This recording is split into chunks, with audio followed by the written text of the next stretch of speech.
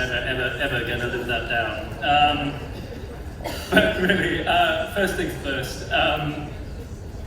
Really, I just want to start by saying congratulations to all of you on this wonderful occasion. You are taking a graduate degree from Columbia University, and this is a huge deal. It's a huge achievement, and it has taken a lot to get you here, starting from your infancy, from kindergarten. And as Carlos was saying, it takes a lot of people to get you here. And I was delighted to see Carlos calling you all out to cheer on your parents, your wonderful parents who showed up today to enjoy this occasion with you and richly deserve the applause, the generous applause that you gave them.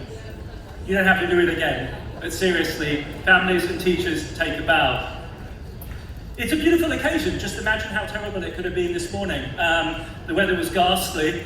The sun has come out, and you guys are looking great. As my daughter was telling me the other day, Dad, if there's one thing that's really good about Columbia, it's the regalia, because you really do look beautiful. It's a very becoming colour on all of you. You look handsome and beautiful, a lot of you.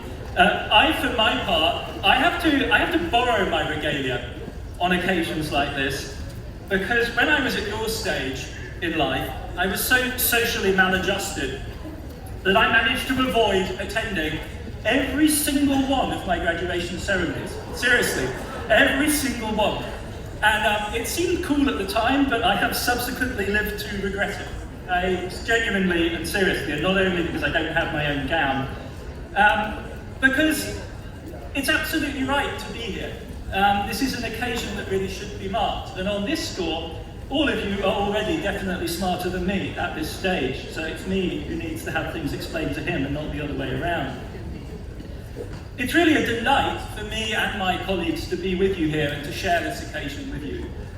It is one of the great privileges of anyone teaching at a university like this, to work with students like you, to share your enthusiasm, your ambition, your goals. It energizes and quite literally sweeps you along. I know this from experience because over the winter of this year, a gang of master's students, in their energetic way, lobbied me to run a reading group on the political economy of climate change. And there they are. And after Glasgow, COP26 and all that, there was so much energy that I allowed my arm to be twisted into doing it. And before we knew it, we had 15 to 20 people attending regularly.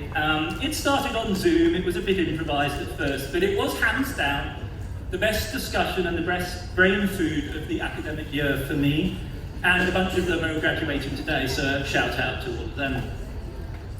The only bad thing about an occasion like this is that it closes a chapter. It genuinely does. This is the end of a certain phase of your lives. And this properly induces, I think, a weird sense, a slight queasiness in the stomach, a sense of looking back. And that, I think, is something to think about and think on, and to consider what it means to your future. And I think the key idea to take away is that in our world, your education never stops. And this was just the formal bit for a certain phase. And from here on in, you're going to learn from other people in other ways, and you yourselves are going to become teachers. And that is the way in which this evolves. Having said all that, the reading group was so enthusiastic about our discussions that they decided we were going to meet in perpetuity on Zoom. And apparently the idea is to do it every month for the foreseeable future. So that's the way that's going. The reading group was born out of the urgency of the moment. And man, has there been enough urgency to go around these last few years, and Carlos was alluding to it, at the national, at the global, at the very local level. It's been exhilarating on the one hand and terrifying, perhaps above all confusing, I think, for everyone. This is not how the future was supposed to look, not around when you folks were born in the late 1990s and early 2000s. This isn't the end of history that we were promised. Indeed, it's almost now a cliche to say that history has restarted, which is all very well, and it gives you a sense of I told you so, but saying it is the easy bit, right? If that is the case, the questions resurge, and the questions are, how do we orientate ourselves in a world in which history has restarted? Now, you can do that by holding firmly to some values, and if you personally are clear about those, that's great, and that is part of the product of an education. But defining and debating those values raises a further host of problems, philosophical and political. It's a very contentious business. If we can agree on goods even, just assume that we were able to do that, we would then need to rank order them, prioritise and decide how to match in those terms. And this is part of the confusion of our moment, an argument about values. Setting Russia aside for a moment, which in many ways is a relatively clear-cut case, think about the great divide between the West and China, which affects so many of us on a campus like this. Or the collapse in the moral authority of American democracy and its constitution that will affect very many others in very direct ways in months and years to come. Neither of those two developments, profoundly troubling, puzzling and contentious as they are, was anticipated in the late 1990s. But that is the world which you have grown up in and are graduating into. Failing comprehensive normative agreement, a problem like climate has the advantage, and I say that meaning it seriously, the advantage that we can orientate ourselves towards it pragmatically. Difficult as it is, we can focus our collective energies on something like CO2 reduction and achieving net zero, depending on where you are in the world, between 2050 and 2070. That promises the chance of collective success. In fact, we spent so long in our reading group, it was almost perpetually the case that we were bemoaning difficulties and failures, that I think we failed to spot one other possibility.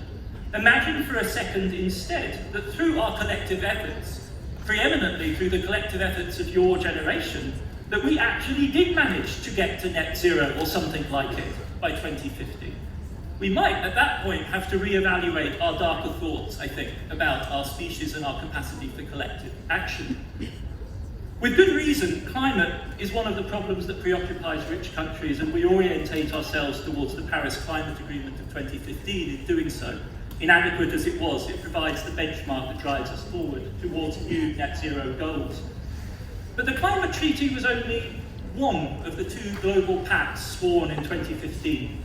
The other was the United Nations Agreement on the Sustainable Development Goals. For the rich world, this overwhelmingly is focused on the issue of sustainability. But for billions of other people on this planet, in Latin America, in Asia, and above all in Africa, it is development that is key. It's a huge and vastly complex question, but if there is one thing that we know about it, it is that development is impossible without the thing that we are celebrating here this afternoon, and thing isn't quite the right term, but you know what I mean, education, knowledge formation and transmission. Furthermore, we don't just know this in our gut as educators and people who've been committed to the project of education, we know it because we've studied it. A report from the IMF came out just a few weeks ago on this relationship between basic skills, numeracy and literacy, and economic growth. Now, PowerPoint, I'm told, is not appropriate for commencement speeches, but if it were, I would be showing you the regression, and the relationship is linear and strong. Without basic skills, no development, and the more basic skills, the better. Basic skills are something that everyone here today takes for granted. But imagine for a second how it would be to navigate our way through a world of the huge complexity that we all face without basic literacy and numeracy. This is the challenge facing literally billions of fellow humans on the planet today. Addressing that grotesque imbalance in the world is a huge challenge. But as a cliche says, it's also a huge opportunity. As far as human potential goes, the extraordinary development of Asia in recent decades is thrilling. But as for us collectively, the really staggering thing is that we really ain't seen nothing yet. Think of all the potential that can still be unlocked in the 7.8 billion other people who share this world with us today. To bring this home, focus for a second on something else in your own bodies, in the bodies of those around you at this moment. Think of the stuff that is inside us, the stuff without which you have not been able to enter campus for some time now, and without which we would literally not be able to be assembled here today. Vaccines.